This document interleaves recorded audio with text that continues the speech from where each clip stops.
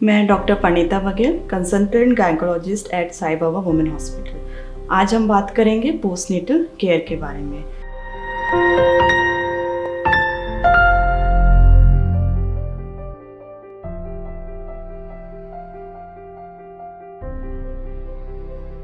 Postpartum period आपकी delivery के बाद से लेके 1.5 महीने का समय होता है, बट हमको 3 से 6 महीने तक अपने शरीर का ध्यान रखना है ताकि हमारे शरीर में जल्द से जल्द सुधार आ सके और हम अपना और अपने बच्चे का प्रॉपर केयर कर सकें।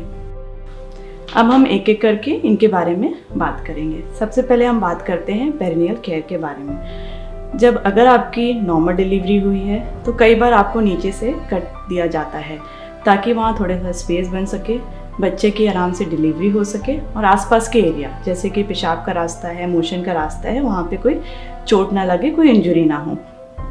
और डिलीवरी के बाद इस एरिया को स्टिच किया जाता है, वहाँ टाँके लगा लिए जाते हैं। अब टाँके लगे हैं तो उनका प्रॉपर केयर करना ज़रूरी है ताकि उसमें ठीक से हीलिंग हो सके, इन्फेक्शन ना हो। अब केयर में आप क्या करेंगे, आपको उस एरिया को हमेशा साफ़ रखना है, ड्राई रखना है। जब भी आप यूरिन के लिए जा रहे हैं, मोशन के लिए जा रहे हैं तो उसको साफ़ पानी से साफ़ करें, पैड्स का यूज़ करें, रेगुलरली पैड चेंज करें।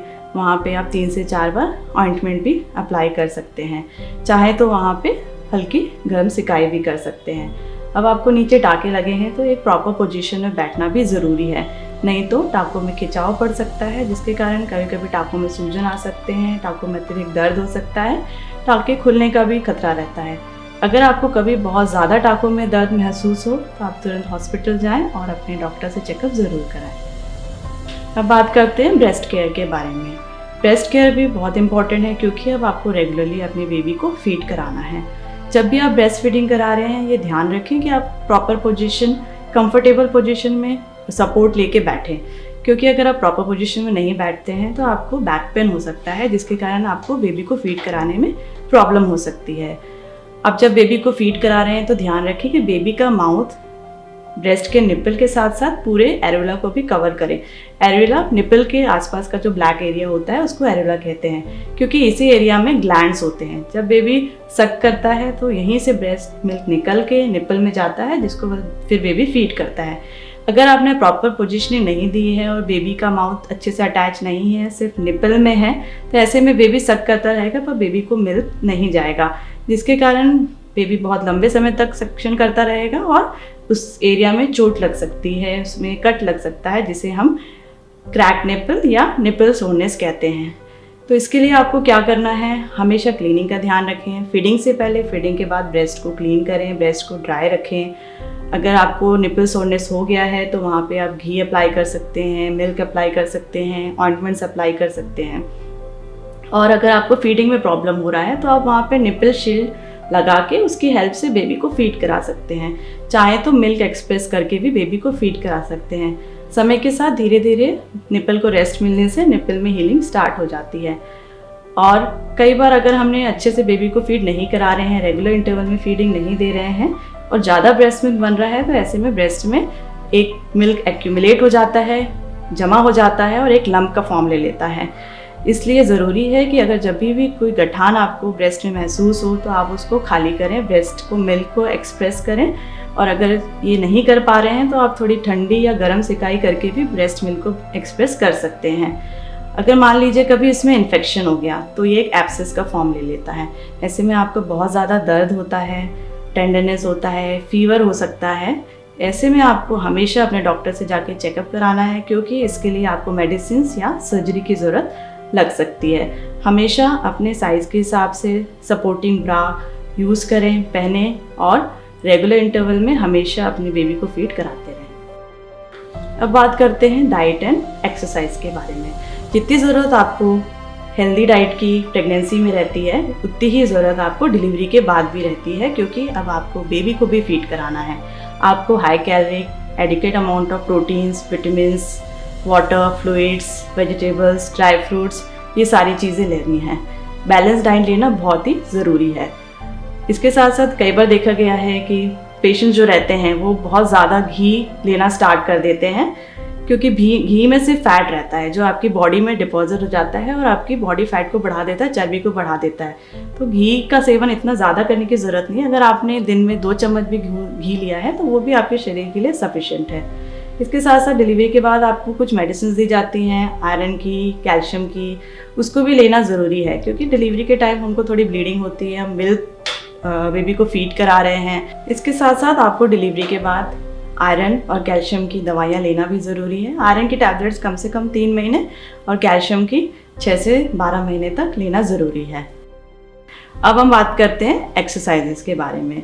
डिलीवरी के बाद आपको बैक पेन रहता है, मसल पेन रहता है, इसलिए ज़रूरी है कि आप जल्दी से जल्दी एक्सरसाइजेस के द्वारा अपनी बॉडी को रिकवर करें। अगर आपकी नॉर्मल डिलीवरी हुई है तो अपने कंफर्ट लेवल को देखते हुए आप 10 से 12 दिन के बाद से आप लाइट एक्सरसाइजेस स्टार्ट कर सकते हैं। और आपकी सिजेरियन डिलीवरी हुई है तो भी अपने कंफर्ट लेवल को देखते हुए आप 20 से 25 दिन के बाद एक्सरसाइजेस शुरू कर सकते हैं। अगर आप लाइट एक्सरसाइजेस में देखें तो आप पेरिनियल एक्सरसाइजेस कर सकते हैं, जैसे कीगल्स एक्सरसाइज बोलते हैं, जिससे आपके कमर के नीचे के एरिया में टाइटनेस आती है, उसका स्ट्रेंथ बढ़ता है। ब्रीदिंग एक्सरसाइजेस कर सकते हैं। धीरे धीरे ग्रेजुअली धीरे धीरे आप हैंड स्ट्रेचिंग, लेग स्ट्रेचिंग कर सकते हैं और अपने कंफर्ट लेवल को देखते हुए धीरे धीरे आप वॉकिंग, जॉगिंग, स्विमिंग ये सब कर सकते हैं। तो वॉकिंग, जॉगिंग हेवी एक्सरसाइजेज में आता है जिसके आपको 1.5 से 2 महीने के बाद ही शुरू करना है।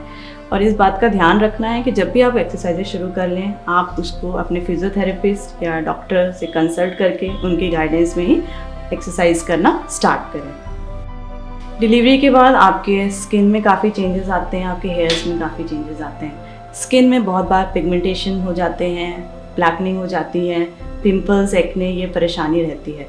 पर डिलीवरी के बाद धीरे धीरे हार्मोनल चेंजेस के कारण ये सब चीज़ें नॉर्मल होनी स्टार्ट हो जाती हैं, जिसमें कई बार 6 हफ्ते से लेके 6 महीने का भी समय लग सकता है। इसलिए इसके लिए आपको स्ट्रेस लेने की ज़रूरत नहीं है।